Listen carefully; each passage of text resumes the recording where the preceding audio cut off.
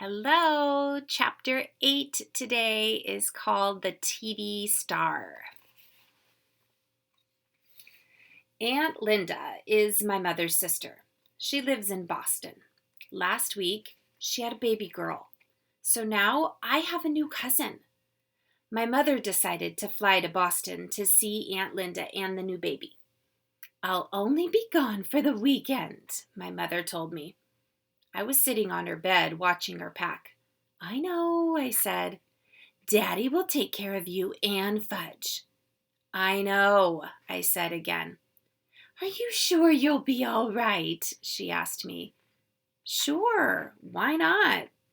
Will you help Daddy with Fudge? Sure, Mom, don't worry. I'm not worrying, it's just Daddy is so, well,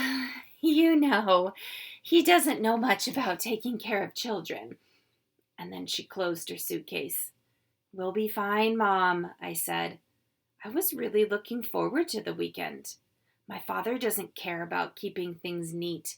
He never examines me to see if I'm clean, and he lets me stay up late at night. On Friday morning, all four of us rode down to the elevator to say goodbye to my mother. Henry looked at the suitcase. Are you going away, Mrs. Hatcher? He asked. My mother answered, I am, Henry. My sister just had her first baby.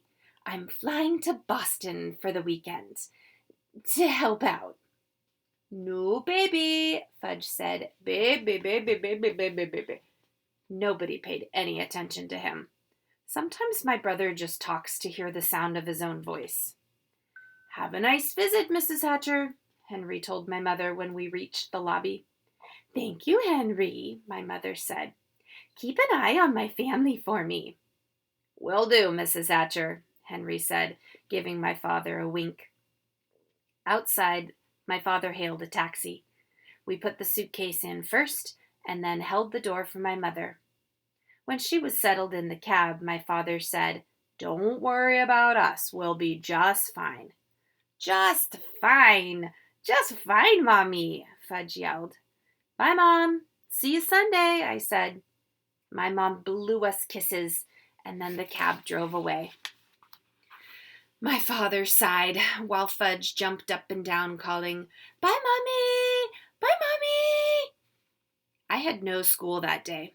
The teachers were at some type of special meeting, so my father said that he would take me and Fudge to the office with him. My father's office is in a huge building made almost all of glass. It's a really busy place. You never see people just sitting quietly at desks. Everyone's always rushing around. A person could get lost in there. My father has a private office and his own secretary. Her name is Janet, and she's very pretty. I especially like her hair.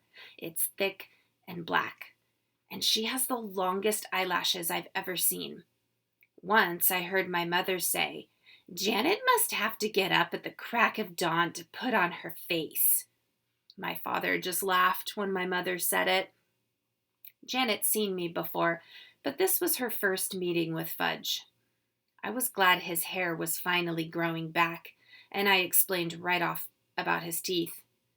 He'll look a lot better when he's older, I said. He knocked out his front two, but when he's 6 or 7, he'll get new ones. See, Fudgy said, opening his mouth. All gone. My father said, Janet, the boys are going to be here for the morning. Can you amuse them while I clear up some work? Oh, certainly, Mr. Hatcher, Janet said. You go ahead into your office and I'll take the boys on a tour around the rest of the agency. As soon as my father went into his private office, Janet took out her pocketbook. She reached in and came up with a hairbrush, some lipstick, and a bag of crackers. You want some? She asked me and Fudge. Okay, I said, taking a handful. Fudge did the same. The crackers were shaped like little goldfish. I nibbled while Janet fixed herself up. She had a big folding mirror in her desk drawer.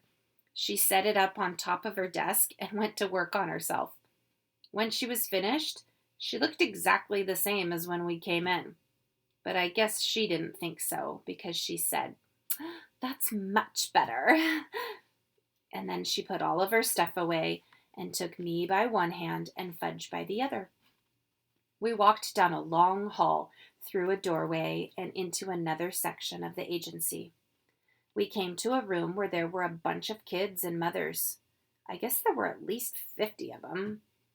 Most of the kids were kind of small, like Fudge, and some of them were even crying. "Is this a nursery school or what?" I asked Janet. She laughed. "They're here to try out for the new Toddlebite commercial." "You mean they all want to be the kid who rides on the Toddlebike on TV?" "Oh, yes. At least their mothers want them to be picked," Janet said. "But we can only use one." "You mean only one out of all these kids is going to get picked?" "That's right," said Janet. "Who picks him?" I asked. "Your father and Mr. Denberg are doing it. But of course Mr. Vincent, the president of Toddlebite Company, has to approve." Just then a door opened and a secretary came out. "Next," she called to the waiting kids. "Oh, my Murray's next," a mother said. "No, he's not," another mother called. "Sally's next." "Ladies, please, you will all have a turn," the secretary said. Murray got to be next. He was a little red-headed kid. He wasn't in the other room for 2 minutes when the door opened and a big man with a cigar in his mouth came out. "No, no, no," he shouted. "He's not the type at all." Murray was crying, and his mother yelled at the big man.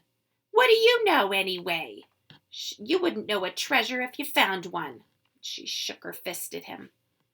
Janet whispered to me, "That's Mr. Vincent. He's the president of Toddlebike." Mr. Vincent walked into the center of the room. He looked around at all of the kids, and then he looked over at us, and he pointed and he called, "There he is! That's the kid I want." I thought he meant me. I got excited. I could just see myself on TV riding the new Toddlebike. All my friends would turn on their TV sets and say, "Hey, look, there's Peter." While I was thinking about what fun it would be, Mr. Vincent came over to us and grabbed Fudge. He lifted him up. "Perfect!" he cried. "He's perfect!" The mothers who were waiting packed up their kids and left right away. Mr. Vincent took off with Fudge in his arms, and Janet chased him. She called, But Mr. Vincent, oh, you don't understand." I ran after Janet. Mr. Vincent carried Fudge into the other room and announced, "I found him myself. The perfect kid came to ride the Toddlebike in my new commercial." Mr. Vincent put Fudge down and took the cigar out of his mouth. There were 2 other men in the room. One of them was Mr. Denberg, and the other was my father. "Hi, Daddy," Fudge said. "George," my father told Mr. Vincent, "this is my son. He's no actor or model. He can't make your Toddlebite commercial." "Well, he doesn't have to be an actor or a model. He's perfect the way he is," Mr. Vincent insisted. "Now, look, George, we want to make the best possible commercial for your company, but Fudge cannot be the boy who rides the Toddlebike." "Now you listen, Hatcher." Mr. Vincent raised his voice. I wondered why he called my father Hatcher, just like Mr. Yarby did. Mr. Vincent pointed to Fudge. "Either that kid rides my Toddlebike, or I take my account to another advertising agency. It's that simple." My father looked at Mr. Denberg. "It's your decision, Warren," Mr. Denberg told my father. "I don't want to be the one to tell you what to do." My father picked up Fudge and held him on his lap. "Would you like to ride on a Toddlebike, Fudge? It's just like the one you have at home." "Why are you asking him?" I said. "What does he know about making commercials?" My father acted like he had forgotten I was even around. "I'm thinking, Peter," he said. "Please be quiet." "Well, Hatcher," Mr. Vincent said, "what'll it be? This kid of yours, or do I have to move to another agency?" I remembered how my father lost the Juicio account because of Fudge, and now maybe he'd lose this one too. I didn't think he could afford that. Finally, my father said, "All right, George, you can use him. On one condition, though." "What's that, Hatcher?" Mr. Vincent asked. "The commercial has to be made this afternoon. After today, my son Fudge will not be available." "That's fine with me, Hatcher," Mr. Vincent said. "Is he going to get paid?" I asked my father. "I'll worry about that, Peter," my father said. That probably meant yes.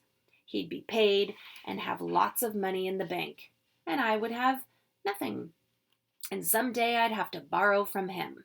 No, wait a minute. Never. I would never borrow money from Fudge. I would starve first. "Can I at least watch when you make the commercial?" I asked. "Certainly," my father said. "You can watch the whole thing." I turned to Mr. Denberg. "Will Fudge be famous?" I asked. "No, not famous. But a lot of people will think he looks familiar," Mr. Denberg said. I turned to Mr. Vincent. "Do you know he has no top front teeth?" "That's part of his charm," Mr. Vincent said. "And he cut off all of his hair 2 months ago." "Well, he looks fine now," Mr. Vincent said. "And he can't even talk in long sentences yet," I told everyone in the room. "He doesn't have to say a word," Mr. Vincent told me. I couldn't think of any other reason why Mr. Vincent shouldn't use Fudge in his Toddlebite commercial. So it was settled. Soon Fudge would be famous, a famous television star, and I would be plain old Peter Hatcher, 4th grade, nothing. "Let's begin right after lunch," Mr. Denberg said. "We should get it filmed in about 2 hours." While my father and Mr. Denberg worked out all of the arrangements, I asked Janet where the men's room was, and she walked me to it. I told her thank you, and that she didn't have to wait. I would find my own way back. When I was safely inside, I looked at myself in the mirror. I wish Fudge had never been born, I thought. Everything good always happens to him. If he had to be born, I wish he could be 9 or 10, like me. And then Mr. Vincent wouldn't want him to be the one to ride the Toddlebike in his commercial. Janet sent down to a coffee shop for some sandwiches and drinks.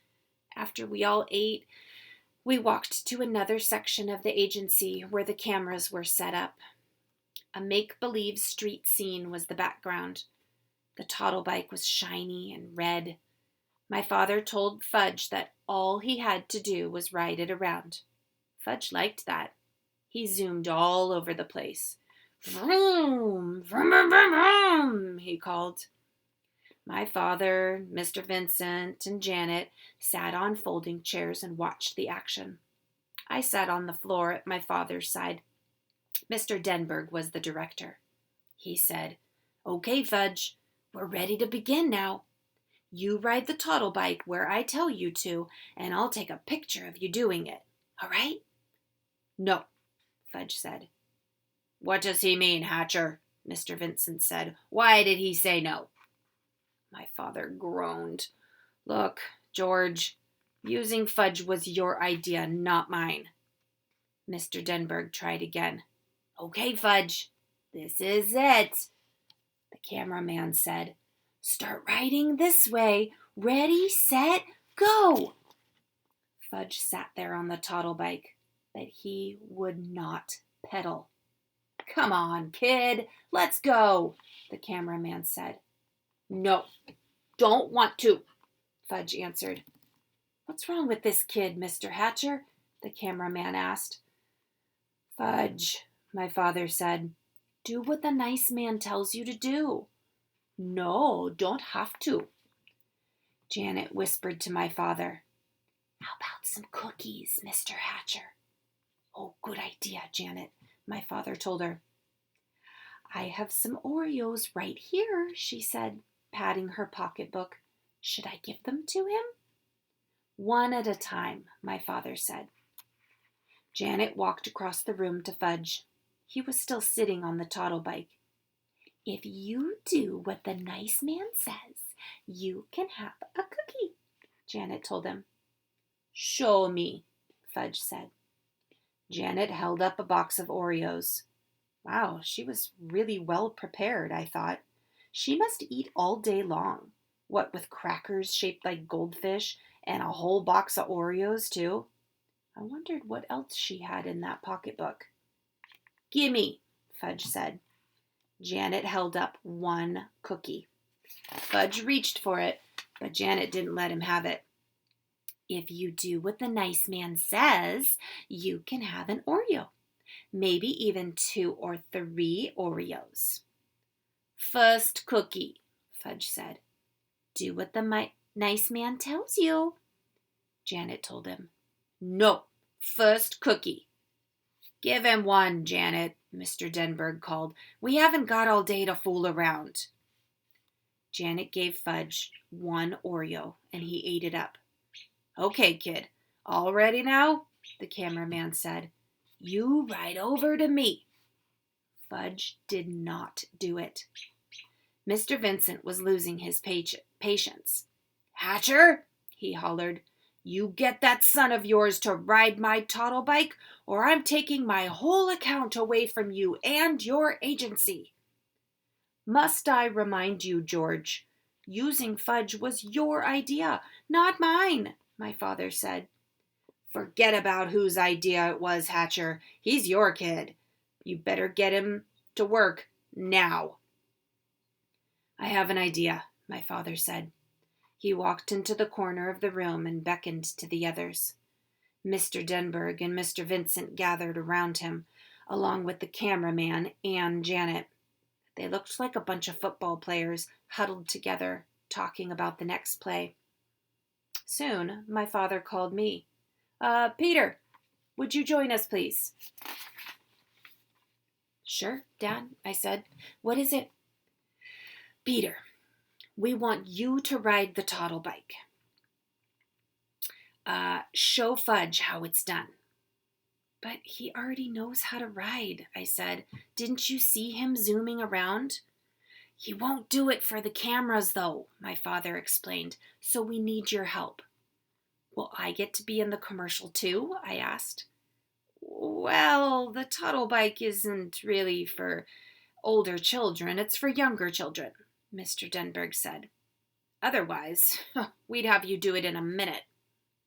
I got the message. It was like buying those shoes, and like at Dr. Brown's office. They were going to use me to get Fudge to do what they really wanted him to. I wondered how anyone would ever manage my brother without my help. I walked over to Fudge and told him I was going to ride the toddle bike. Get off, I said. Fudge held on to the bike. No, mine. It's not yours, my father told him. But Fudge wouldn't move for anything. He closed his eyes and screamed. Boy, can he scream loud when he tries. So my father had to pull him off the toddle bike. Fudge kicked and kept screaming, and I bet Mr. Vincent was sorry he ever spotted my brother in the first place. I got to ride the toddle bike. It was so small that my knees practically touched the ground, but I managed to ride it around just where the cameraman told me to. See how nice Peter can ride the toddle bike? Janet said. Here, Peter, come and have an Oreo. You did that so well that you can have 2 or 3 if you want. Fudge stopped screaming. Me, he said. What? My father asked him. Me ride, me. Oh, you can't ride as well as Peter can, Mr. Denberg said. Can so, Fudge told him. I don't think so, Mr. Denberg said. You already had a turn. You didn't do what I told you to do. Me! You want to try again? My father asked. Again, Fudge said. Again, again, again. Well, I don't know, Mr. Denberg said. Well, Mr. Vincent said, chewing on his cigar. Well, the cameraman said, scratching his head. Please, Fudge begged. I had never heard my brother say please before. Mr. Denberg said, Okay, we'll give you one more chance. Fudge ran to the Tuttle bike. I got off and he jumped on. Now? He asked Mr. Denberg. Now, Mr. Denberg said. Ride this way, Fudge. Over here, toward me. Fudge did just as he was told. Just like Peter, he said. See, just like Peter. Janet gave me a kiss on my cheek. You saved the day, Peter Hatcher, she said. When she wasn't looking, I wiped it off my face. Her kiss was too juicy. Chapter 9 is Just Another Rainy Day. See you tomorrow.